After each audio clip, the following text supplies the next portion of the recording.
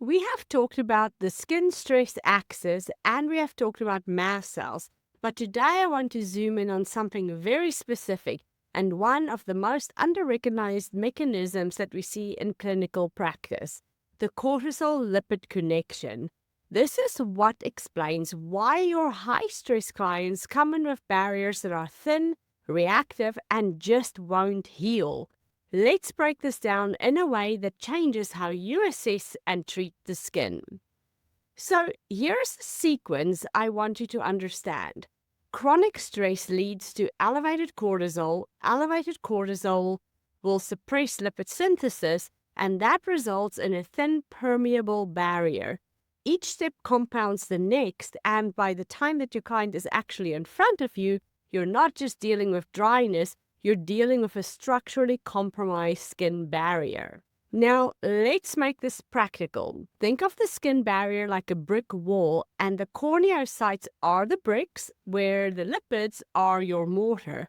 When cortisol suppresses lipid synthesis, it is like the body stops producing mortar altogether. The bricks are still there, but the structure holding everything together starts to break down.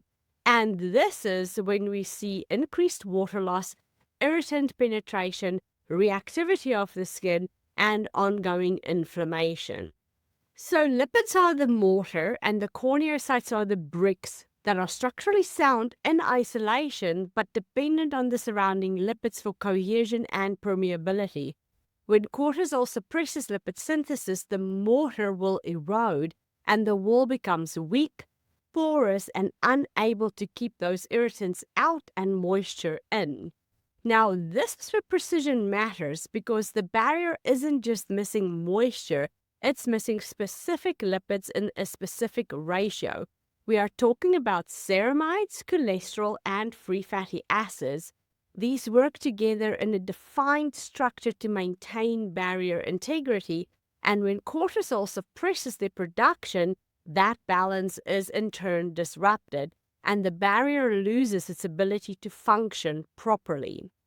The three lipid classes maintain the stratum corneum homeostasis, and each has a defined proportion and distinct functional role. So let's review this because ceramides at about 50% actually regulates and prevent transepidermal water loss. The cholesterol at 25% maintains membrane fluidity and supports barrier repair kinetics. And the free fatty acids at around 15% regulate lamellar body secretions and maintains the acidic surface pH. Okay, this is your client who says, I've tried everything and nothing is working. Their skin is dry, reactive, and inflamed. They're using good products, but nothing is landing because the problem or the issue isn't just topical. The skin cannot rebuild its lipid matrix effectively under chronic stress. Okay, a three-step framework for addressing this stress-compromised barrier dysfunction in practice is number 1, acknowledging the root cause, screen for chronic stress and reframe the treatment plan. Number 2 is support the lipids with rich formulations, recommend ceramide-dominant barrier repair with physiological ratios. And number 3, encourage stress management. Integrate behavioral support such as mindfulness, hygiene, or refer to a professional when needed.